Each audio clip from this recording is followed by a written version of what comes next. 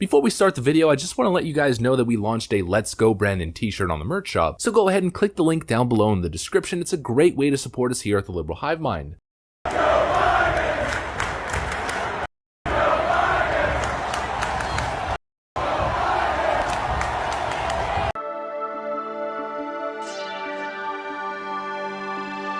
Hey guys, welcome to the Liberal Hive Mind, a channel solely focused on exposing the abundant hypocrisy of the left. Now honestly, it never amazes me how low Democrats can go. I mean, we've been covering it forever. Antifa, Black Lives Matter can shoot people indiscriminately, burn down minority communities, assault people, assault old people trying to cross the street, and you won't hear a peep from Democrats. They'll pretend as if it doesn't exist, and they'll literally tell you to your face that Antifa is a myth, or that it doesn't exist, it's not really a collective. It's not an organization, it's rather a decentralized unit of individuals who all believe in and are fighting for a breadline dystopia. But then when you flip it around, and conservatives are accused of doing something which they are clearly not guilty of, something they are proven innocent of, or may have done something that's not even necessarily close to the level of gravity that we've seen from Antifa and BLM, then all of a sudden Democrats are foaming from the mouth, red like a tomato, steam emanating from every crevice. And of course we all know what comes next. To the gulags. All of a sudden they become law enforcement hawks. They become great patriots. But really what they are massive hypocrites. And they are showing it right now as we get more and more developments on Russiagate and Hillary Clinton and the DNC's potential direct involvement. So that's exactly what I want to get into, folks. I actually want to get directly into the Liberal Hive Mind, essentially get into the Twitter comments, after a mainstream journalist sent out a benign tweet, essentially confirming what we've been saying and many others have been saying about Russiagate for the last year or so. And well, the liberal reaction was, of course, predictable like always.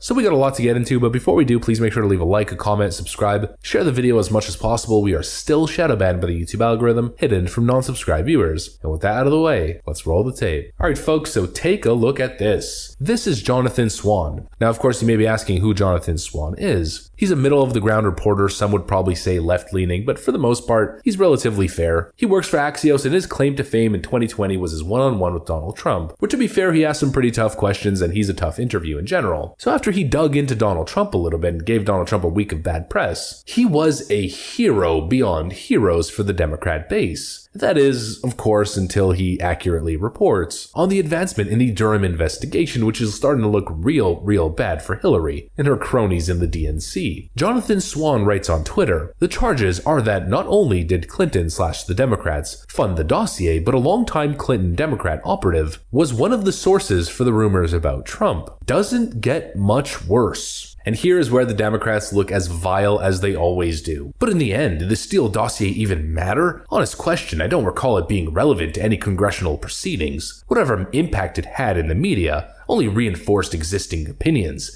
Did it matter? I mean, 4 years of nothing but Russia, nothing but Donald Trump is going to jail, nothing but vote for us so we can impeach him. Did it really matter? Clinton never used the dossier in her campaign. She didn't because it wasn't verified. McCain gave the dossier to the FBI, and Trump said there is nothing wrong with, quote, Oppo research. Nice try, Jonathan. Hillary Clinton didn't necessarily use the dossier directly. However, she did call Donald Trump a Russian puppet, but Hillary Clinton certainly pushed the dossier after Donald Trump was already elected, after she lost an election that she thought for sure was a sure thing. But the way these Democrat voters can take something that is such a colossal, massive, and I mean massive scandal, I mean a literal criminal conspiracy, a coup, to unseat a duly elected president, probably one of the biggest conspiracies and scandals in modern political history. The fact that they have that right in front of them, and it's so easy for them to just dismiss it all, is next level partisan. These people don't care about justice. They only care about vengeance. They only care about political attacks, taking down their political enemies at any cost necessary. Like I stated in the previous video when I mentioned this point, the same thing with Donald Trump, the same thing with Kyle Rittenhouse. It doesn't matter if you're guilty or not. It doesn't matter if the evidence is pointing in one direction or the other. It doesn't matter if you just, let's say on January 6th, existed, may have walked around completely non-violently. The Democrats want to send you to Guantanamo Bay. They They want to destroy you and use state and federal power to do so. Textbook authoritarian. I mean, how could you not be outraged at a corrupt political leader and political party sending political operatives to the FBI to push a totally false story and then illegally obtain a FISA warrant to, once again, illegally spy on a presidential campaign in White House? How does that not outrage you, especially after the last 4 years of claiming Donald Trump is the most corrupt man in Washington? Donald Trump's entire career is corruption and this, that, and the other. And then when the thing flips on your girl, Hillary, all of a sudden it's, oh, but this and but that. The latest Democrat argument's a complete joke. Stop it, Jonathan Swan. You're one of the only few journalists I haven't lost respect for. You were doing journalism until you said doesn't get much worse. Republicans paid for that dossier before any Dems took over. Here's the thing, most of that quote dossier has been verified. Some of it can't be, but even much of it that Steele admitted he could not confirm